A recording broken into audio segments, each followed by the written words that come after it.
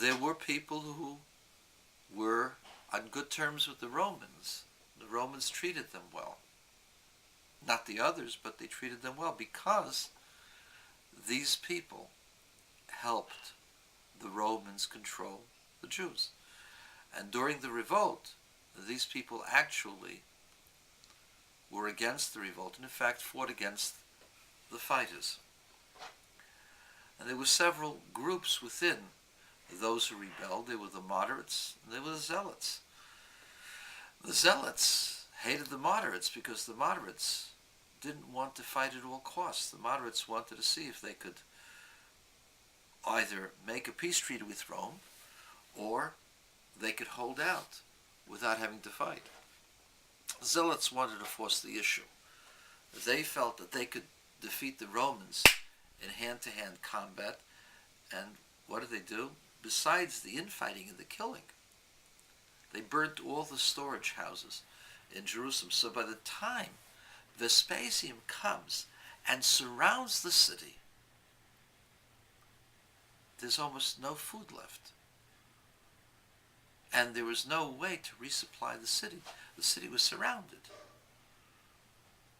And so the tragedy of the destruction of the temple wasn't just the destruction of the temple and the killing of close to 1 million people. It was that Jews fought Jews when they should have been united. And this is the important message that Moses was giving the people of Israel. When you're faced with calamity, when you're faced with difficulty, when you have to change what's going on, you need everybody together. You can't just have a certain portion. You can't just speak to the leaders. You can't speak just to the priests. You can't speak to the righteous. You can't speak to the military. You got to speak to everybody. So Moshe Rabbeinu gathered all of the people of Israel. They had just worshipped the golden calf. They were almost destroyed by God's wrath.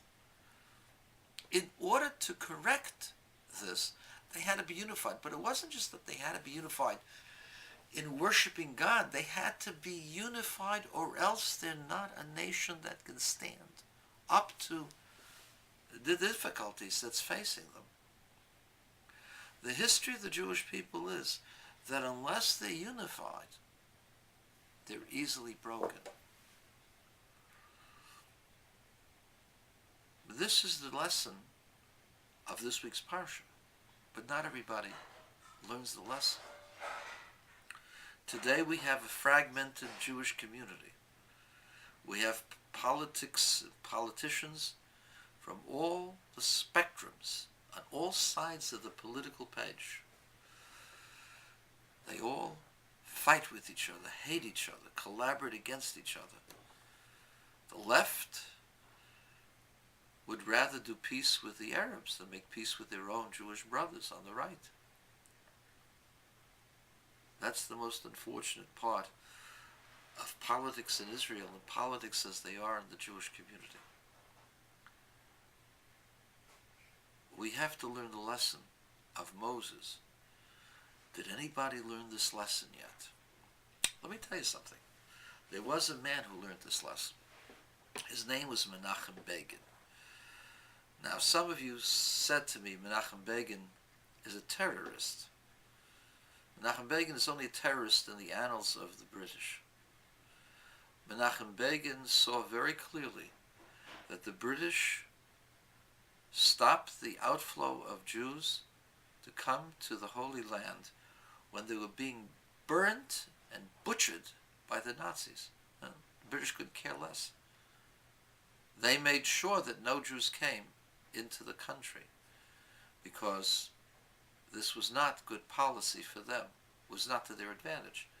They didn't care that the rest of the Jews would be burnt or wind up at the bottom of the Mediterranean, which is what they did to several of the boats that try to come into Haifa or Jaffa port. He saw what was going on. He saw that the British designs were abetting the destruction of hundreds of thousands of Jews. In fact, The British objected to the trucks for Jews deal. There was a possible deal on the table to save 100,000 to 1,000,000 Jews from Hungary. And the British broke that up. There were many Zionists who participated in breaking that deal up as well, because they felt that they had to work hand in hand with the British.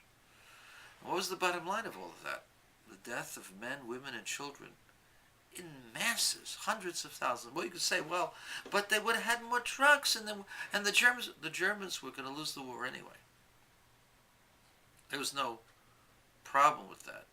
And the Germans hoped to hold out against the Russians just long enough so that they could deal with the Americans. That was their hope. And that would have been good anyway for America, to have occupied all of Germany and all of the Central European nations instead of the Russians. And so, most importantly, Menachem Begin opposed them. And he fought them. And his principle was clear. The land of Israel belongs to the Jewish people as a Jewish homeland. There's no other place on earth that would take us in the times of sufferings. There were people who opposed him and even shot at him, other Jews. And it would have been very tempting on many occasions for Menachem Begin to take revenge. The weapons that he got from the British, from their raids, often were stolen by the Haganah.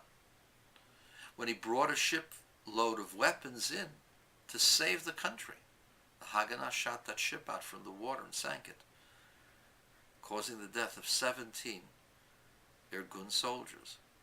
They were shot at while they were in the water, including Menachem Begin himself.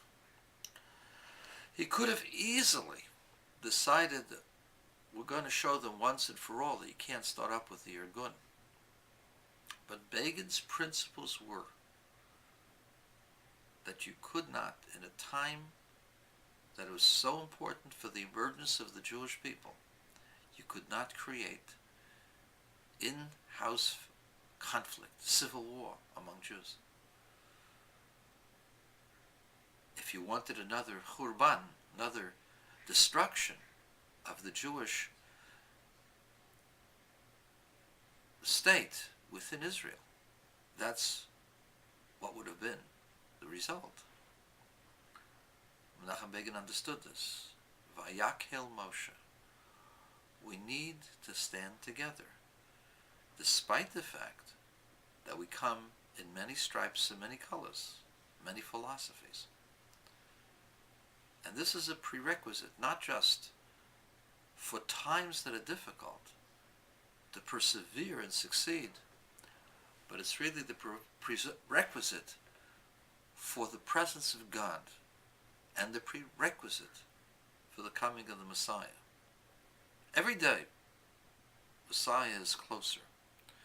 What you see around us in the world, the uprisings of the Muslim world,